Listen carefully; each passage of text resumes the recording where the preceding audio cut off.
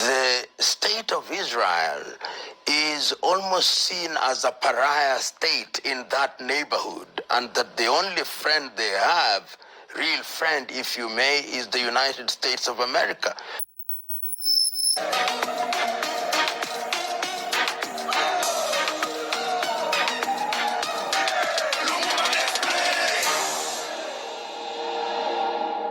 The situation between Israel and Iran is one that poses very many questions and does not lend itself to easy answers. And in my view, must be situated in the context of history. If you look at Iran, the Iran that we know now, we've got to go back to the 1920s when the Reza Pahlavi family became the dominating dynasty, until the Reza Pahlavi was removed in 1941 by the Allied powers, the British and the Soviet Union, for being not willing to do their bidding. But he was then succeeded by his son, Mohammad Shah Reza Pahlavi, who liberalized Iran in many ways and who was very compliant with the West.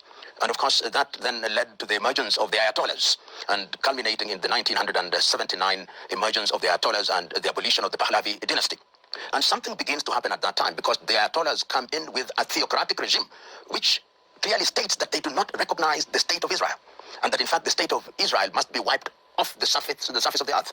And they say that this Zionist regime must actually go. So that is the official stated position of the Iran regime, or the Tehran regime. And the fact that then they started enriching uranium, almost reaching weapon-grade enrichment, then raised alarm, particularly in the United States of America and in Israel.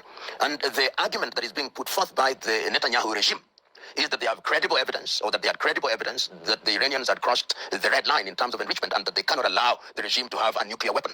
It is instructive that at the time when the attack on Iran took place, there was a diplomatic effort, or there were diplomatic efforts, which were being mediated in Saudi Arabia and within that particular environment, with a view to convincing the Iranians that they ought not to use the uranium for non-peaceful purposes. And to the casual observers, like all of us, we thought that they were going on very well. At least when you listen to the President of the United States of America, one took the view that the negotiations would give birth to a result which would be acceptable to all, and the International Atomic Energy was supervising. But for some reason, in what in the eyes of many appears to be a unilateral decision by the Israelis, but what we now know, had the nod of the United States of America, there is a conflagration, which has resulted in a tit for tat, and which is affecting populations. We have seen in the last one week the Israelis saying that they now have air domination over the whole of Tehran. We have seen the use of hypersonic missiles which have hit Tel Aviv and have hit Haifa. And for the first time, we see a disruption of normal life in Israel, which had not taken place during the conflict in Gaza, and even when the Houthis were launching their ballistic missiles from Yemen. The question is, should the world be worried? Yes, the world should be worried. The world should be worried because there is a powder keg. What one fears is that if indeed you were to hit some of the bunkers where the enriched uranium is stored, what would be the impact in terms of the pollution that would take place? Who else will be drawn into the conflict? Remember that the Iran regime has a satellite, or what one would call client organization, that work with it or work for it. You talk about the Houthis, and that is in Yemen. You talk about the Hezbollah in Syria and in Lebanon. What will they do? And one can also not discount what is being heard in the grapevine, that the North Koreans have said, we are ready to help.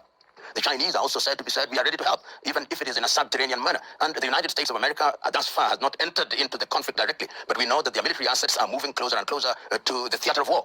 So if those are the early signs of a war that is big, of course, I'm one who is slow to use the term world war, but there are those who are already saying that these are the early signs of a third world war. But I would be much more hesitant, because one can see that there are voices in different parts of the world that are calling on Israel and calling on Iran to step back and ask themselves what value is going to be achieved if the conflagration continues in the manner that it is. But as the saying goes, the jury is still out, there is a tit for tat, and there are internal contradictions, both in Israel and in Iran. In Iran, there are segments of the population who are anti the theocratic regime of the Ayatollahs, and they possibly think that this is an opportunity for regime change. Within Israel, there are those who are fatigued, that there is little economic activity that is taking place in different parts of Israel. We know that Ben Gurion Airport in Tel Aviv is almost out of commission, or is under constant danger. A number of airlines are no longer flying to Tel Aviv. So all these factors conjoined is sending an unequivocal message to the players that diplomacy should be given its pride of place. As to whether that will happen is another debate. But I would want to imagine, as other commentators are saying, that it is critical that the United States of America enters into the arena of diplomacy, because they had initiated these negotiations, that if indeed they did so, then there would be a ceasefire, and that would create an environment where the parties who are actively in the theater of war would reassess their positions going forward. You know, it is a very complex situation.